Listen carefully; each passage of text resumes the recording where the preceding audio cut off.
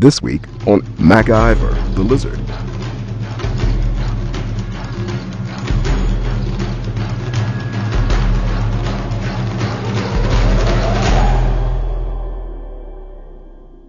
The first question everybody wants to know is, when should I start to handle my baby Tegu? And conventional wisdom will tell you that you should put them in their new enclosure and let them adjust for a couple weeks before you start trying to handle them, but I've found that to be completely unnecessary.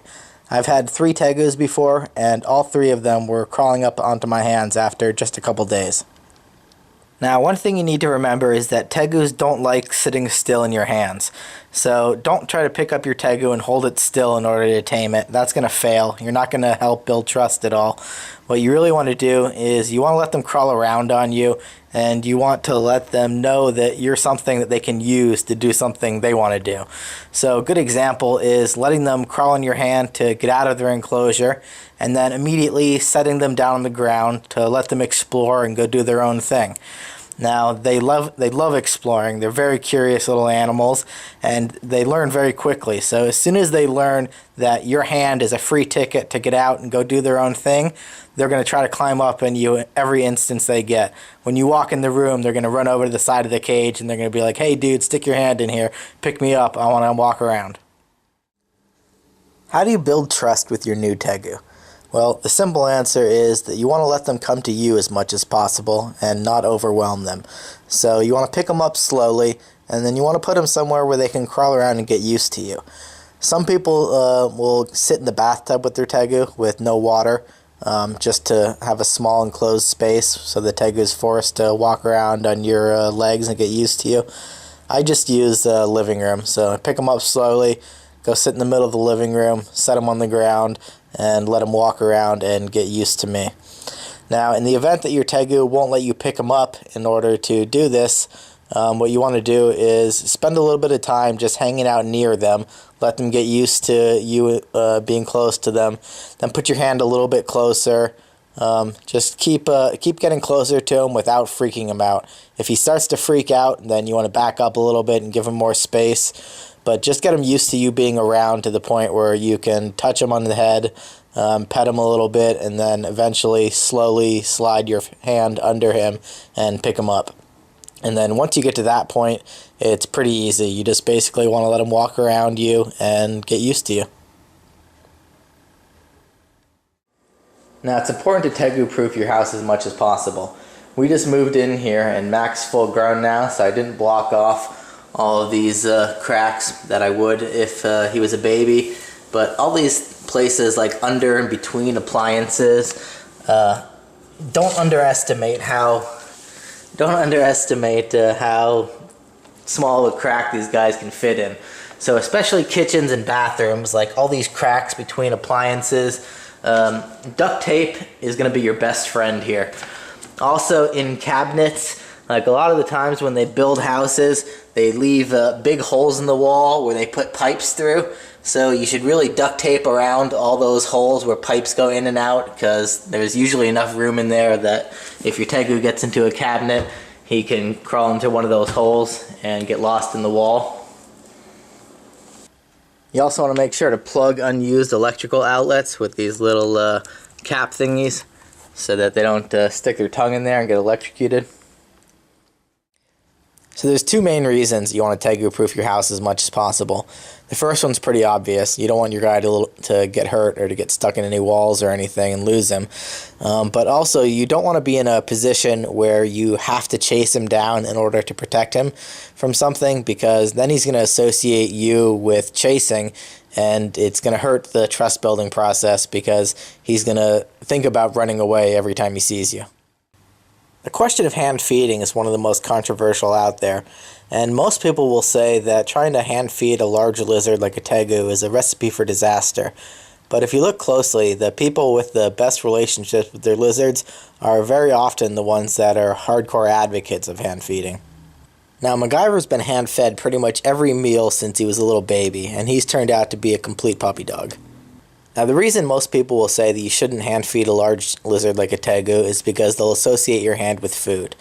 And if the only thing that you're doing is feeding your Tegu once a week, and that's the only time it ever sees you, then yeah, that's going to be a problem. But if you're spending a lot of time with your Tegu and you're trying to build a really good relationship, then hand feeding is a great way to take that relationship to the next level. Now, if you are going to hand feed your Tegu, it's a good idea to train them to not lunge at food. So what you want to do is you want to let them smell you and you want to pet them before you feed them, so they don't get in the habit of running over immediately and trying to bite down on something, because that could cause you problems. Another important thing is you never want to feed your animal live food, especially rodents, because then they get in the habit of latching on to something and trying to kill it because they have to. And if they see your hand moving quickly and they think it's a mouse, then you're going to be in trouble. Now, I highly recommend that you train your Tegu to eat from hand when he's young, because a bite from a baby Tegu is not going to hurt at all. It's not even going to break your skin. But as an adult, they've got very powerful bites which will destroy your hand. Now, Tegus love food, so it's pretty easy to train them to eat from your hand. You can pretty much just offer it to them, and they'll eat it. In the event that they don't quite trust you enough to do that, you can try tossing it a couple inches to them so that they realize it's food and they'll eat it. And then you toss them a little bit more, and eventually they'll realize what's going on pretty quickly, and then they'll come over and start eating it right out of your hand. Is it okay to wake up your Tegu when he's buried in his substrate sleeping? Here's MacGyver. It's about 8 o'clock in the morning. He's sleeping under his blankets, but he has no problem with me petting him and touching him. Now, if you ask this question on online Tegu forums, you're almost certainly going to get the same answer every time, which is you should never unbury your Tegu, you should never wake up your Tegu. That is a horrible answer. A much better answer is yes, you can wake up your Tegu, yes, you can unbury your Tegu when he's buried, but there is a time for it, and it really depends on where you are in the trust building process with your Tegu. Now, I think there are 3 main phases of the trust building process. The first one is your Tegu trusts you when he's awake. The next one is he trusts you enough to fall asleep on you, and then finally he trusts you enough to wake him up. If you're not at phase 2 and your Tegu doesn't trust you enough to fall asleep on you, then you don't want to try waking him up yet. But if you are at phase 2, then you can start waking him up, and this is what you want to do. You don't want to go in and completely unbury him and try picking him up immediately, because that's going to freak him out.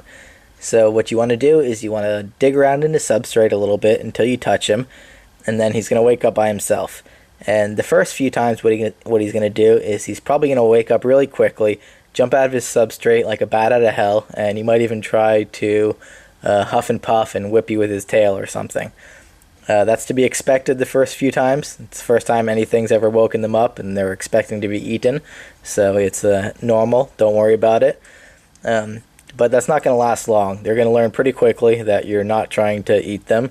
They're going to realize that it's you, and then they won't freak out so much.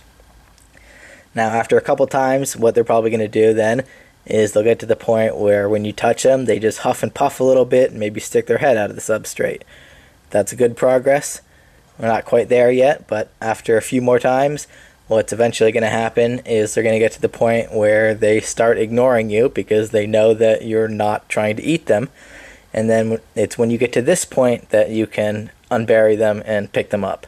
But if they're waking up by themselves still, then you don't want to try picking them up yet. You just want to let them wake up by themselves, realize you're not trying to eat them, and then go from there.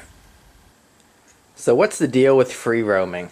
As some of you may know, Mac has lived an entirely free-roaming life without a cage since he was about 2 months old.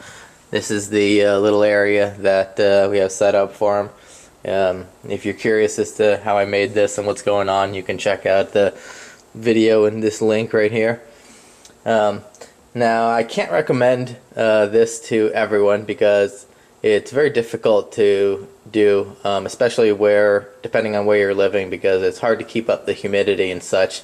So I can't in good conscience recommend this to everybody, but they are definitely happier the more time they have out free roaming.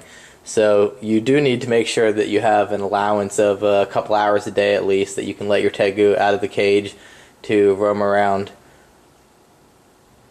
We have 2 humidifiers set up in the kitchen for him to keep the humidity up, and use this spray bottle in here to keep this towel that he's on nice and moist for extra humidity in here. We also let him go outside during the day because the weather's always nice here. So he's got his own little pet door in the back so he can come in and go out.